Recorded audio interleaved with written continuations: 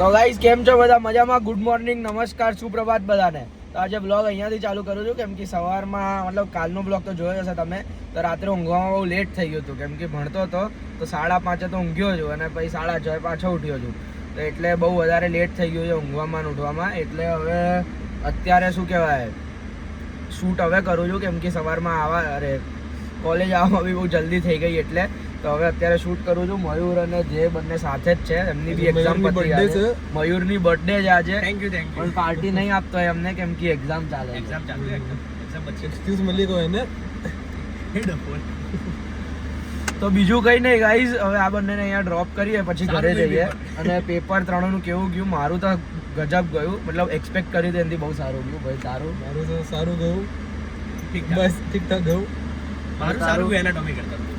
સારું છે. 3નું ઇનશોર્ટ સારું ગયું છે. ઉમ્મીદ છે 3 પાસ થઈ જઈશું. બીજું કંઈ કહેવું નથી અત્યાર માટે, આટલું જ. આગળનું પછી જુઓ. અને ચલો બાય બાય. સ્વીટ ડ્રીમ્સ નહીં, ટાટા, સી યુ. ઓકે.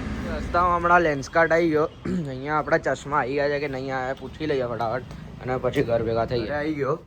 અને આ નવા ચશ્મા છે આપણા આજના, મતલબ આજના નહીં, હવેથી આજ પહેરશું. અને સારા ચશ્મા છે. આ ચશ્માની મને ખાસિયત એ ગમી કે તાપમાં જઈને કાળા પડી જાય છે, એટલે સનગ્લાસીસ બની જાય છે અને એમને એમ સિમ્પલ રહે છે. એટલે ગમ્યા મને, એટલે સારા છે. બસ બીજું કંઈ નહીં, બહુ થાકી ગયો છું, સૂઈ જઈએ થોડીક વાર. અને ચશ્મા ગમ્યા છે મને. હજુ એક સનગ્લાસીસ આવવાના બાકી છે, તો ડન છે. ચાલો, ઘરના કપડામાં આવી ગયો. ચડ્ડો અને બનિયાન, મતલબ નોટ બનિયાન, સેન્ડો જ છે ભાઈ. અને જમવાનું લઈ લીધું છે. સાબુદાણાની નહીં, કોઈક વસ્તુની ટિક્કી છે.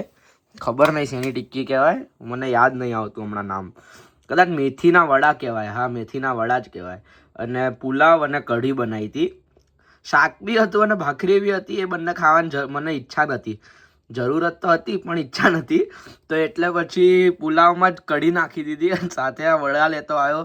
બધું બહુ રેન્ડમ ખાઈ રહ્યો છું. તો ચાલો ખાઈને પછી મળું અને પછી સુવા જઈશ. Okay, done. તો ગાઈસ જમી લીધું. અને ધ્યાનભાઈ કહેતા હતા ને કે રૂમ સાફ નથી રાખતો. ભાઈ જોઈ લે, ઘરેથી નીકળ્યો હતો ને ત્યારે રૂમ ગંદો હતો, અત્યારે સાફ છે. બરાબર, તો વધારે બોલવાનું નહીં. ચાપલી પાછી. તો કંઈ નહીં, ચલો હવે સુવા જાઉં છું. અને થાક લાગી ગયો છે આજે તો.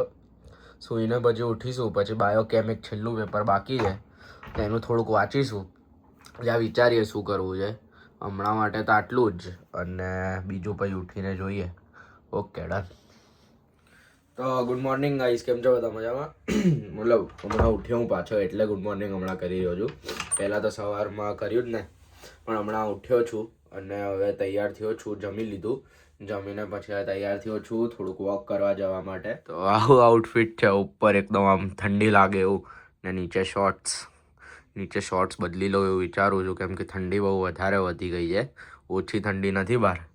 તો ઠીક છે, ચલો નીકળીએ વોક કરવા જઈએ. ગાઈસ હવે હમણાં નીકળી ગયો છું ઘરે જવા માટે.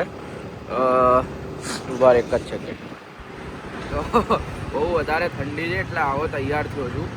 અને બસ કહેતો તો તૈયાર તો નહીં થયો, પણ અહીંયા બધું પહેરીને જ નીકળ્યો હતો. તો ભાઈ આવી રીતના કરી નાખ્યું છે. અને ઘરે પહોંચી રહ્યો છું કેમ કે બહુ વધારે પડતી ઠંડી લાગી રહી છે. અને રસ્તામાં હમણાં મારા કાન બહુ જ દુખે છે. એટલે ફટાફટ ઘરે પહોંચું અને પછી ભણવા બેસું. ભણતા જોઈએ કે શું કરવું છે. ભણતા શું કરે માણસ? કંઈ ના કરે. કંઈ નહીં, ઘરે પહોંચીએ અને પછી મજા કરીએ, ભણીએ અને જોઈએ. ચલો, ઓકે.